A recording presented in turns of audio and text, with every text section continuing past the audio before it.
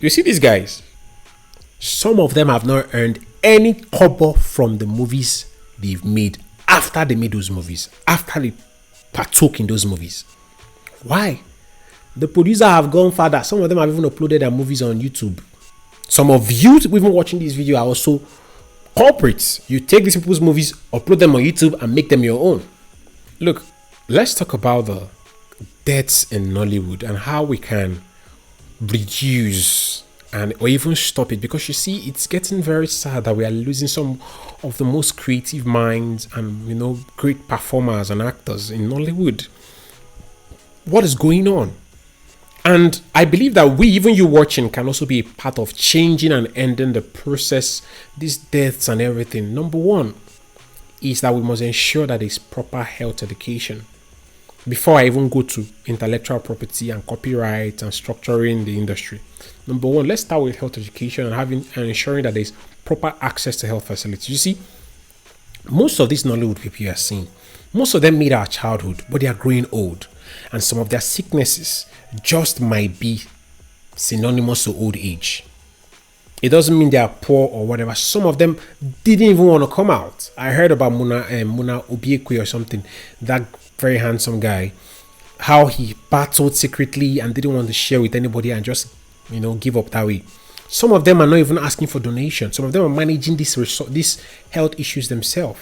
See, we have to come to advocate for affordable healthcare, accessible and affordable healthcare. We have to reach there, guys, because you see, with old age comes certain kind of conditions, because the body, everything is degrading and degenerating. So we need to ensure that, I even think that's why you see governance. Let's advocate for good governance. More know the vote na belle. It's important that we advocate. That's why even every creative industry member should try their best. Because some of them, they do lobbying. Whenever they're doing political campaigns, every industry will go and be lobbying, government and political parties and the rest of your political candidates. Lobby the good thing, because the losses are bad. And let me not even lie, it is because guys are popular. Let's not even talk about the losses happening in society. People dying from chronic diseases and even from basic diseases. Our health education has to be top tier in schools, and it should not stop even in markets. Health, fitness, healthy foods, NAFDAC should get in check this time and let them start working. Let's sanitize the whole industry. Let's sanitize our food industry, the water we are drinking, the companies working. Hope they're not discharging too much waste, because some of these things gather and become problem in our bodies. So it's not just about these stars. These stars is because they're popular. That's why you're knowing that they're dying. People are also dying. Our waters, are they neat enough? Is there pollution? Stress levels? Please, see, you guys don't know the power of good governance. With good governance, the idea that you walk home safely is guaranteed, because tipper no go dey park up and down. Driver no go dey drive recklessly, because by then they go don pin in car somewhere. He will not have bribed his way out to be driving recklessly. He will not bribe to collect driver's license. You see that we need to create a culture of accountability, not just for our leaders, but for ourselves too. Health education, my people, please, is important. And affordable healthcare. Let's elect good leaders that will put in good healthcare in our systems, please. It's very, very important. And when this health education becomes a thing, even actors will learn from it. Old people, our parents' age, they will learn from it as well. Even we ourselves, we will now start learning how to manage our lifestyle positively, because everything must start when you're young. Don't wait till when you're old. We have to learn to use our bodies properly. What we put in our systems matter a lot. Now, I think the next thing I also want to talk about now is the issue of intellectual property. You see these guys? Some of them have not earned any kobo from the movies they've made after they made those movies, after they partook in those movies. Why? The producers have gone further. Some of them have even uploaded their movies on YouTube. Some of you even watching this video are also corporates. You take these people's movies, upload them on YouTube and make them your own. So I think, I don't know, is it AGN, the Actor Guilds of Nigeria, and corporate, is it COSON, Copyright Society of Nigeria, or something like that? All of them need to come together and start structuring a way they can reclaim the copyright stakes on all this Nollywood content that you are seeing on social media. Some movie that they acted in 1997, 1995, that are supposed to be earning royalties for these people. You people are watching them for free on YouTube and making money on them.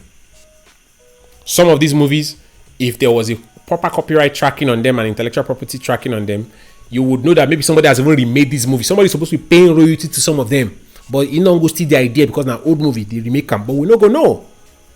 Another thing is, some of them have been victims of piracy. At a time when these movies came out, piracy was crazy, so there was no form of distribution that was sustainable in terms of income.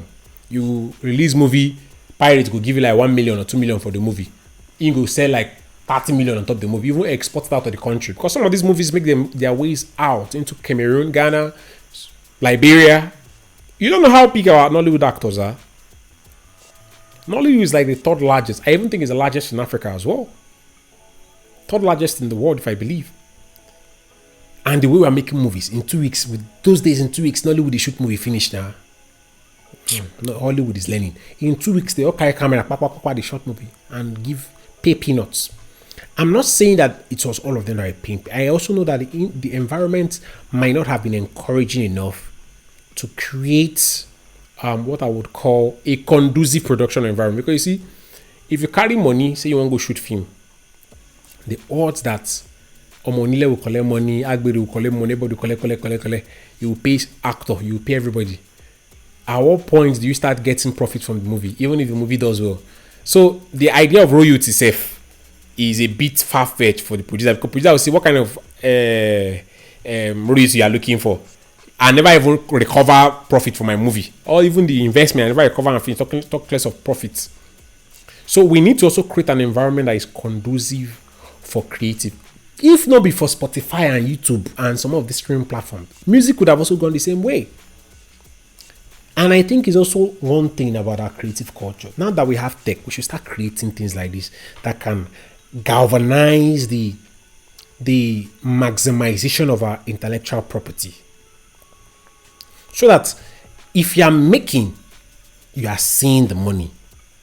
Some of these guys don't make money from these movies they've done since. Now, person they chop them. Sometimes, even if I badly want to blame producers for paying them peanuts, even producers have moved on. Because like, it's now on again. At that time, most of these guys were doing these movies out of love. Nothing else, just love. How much was it to make movies those days? It was a lot. You find one big man house, you give them for location, you find big man house for location, you pay actors. How much are they paying actors? All of these guys were doing it for love. Piracy will not even let you sell the movie very well. And when you are done, there's no such thing as royalty. There is no even, I even think the Actors Guild of Nigeria should have something like a retirement plan, a pension fund funded by the federal government. I think the creative industry needs to have a pension fund. I mean, let me recommend, maybe if they are watching, they can also learn from this so that they can create policies. Minister for Culture or Entertainment or Tourism or whatever, I don't know or youth, whoever is in charge of things like this or creative industry should watch this. You can create a pension fund and say it is for artists, actors, creatives who have done so and so. They are entitled to this pension. Maybe people who have grossed certain box office mileage or limits. You can say, if this movie has sold 100 million naira, it could be if you are this age, if you have acted in so and so kind of movies. Do you get the point, guys? It is in this way that we have a structured industry that is designed to favor the creatives. Then on that, now I want to talk about the structuring.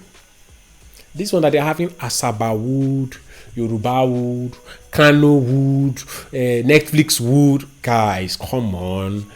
Even Film House Wood. There are certain kind of carcass of movies that make it to the cinema in Nigeria. There's a carcass of movies that makes it to the Netflix. There's a carcass of movies that makes it to Prime. There's one that is in Asaba that only ends up on YouTube and Africa Magic. Come Come on, man. Structuring these things properly gives everybody equitable distribution of wealth. Only God knows the kind of deals these producers make with Africa Magic. Those deals shape actors, they enjoy them. I've been only producer and production company. We don't know. So, guys, I believe that these things are very, very key. If we need to create an industry where these people will get support when they are old. And I also believe, I don't just believe because they are stars, they should get special treatment. See, most of them are icons and they deserve it actually. But also I believe that this template should be replicated in every level of our industry. Education, our teachers, they need it. Lecturers, they need it. Doctors, let everybody, see. I get very, very emotional when I'm talking about this country. Let me just end there before I start parrying. Thank you guys for watching. Please hit the subscribe button, like and share, and let me know what you think about this topic. What other ways you think this can be minimized? I know a lot of people probably want to say, let them live right too. That's part of education. Yes, it's part of education. Cheers, guys.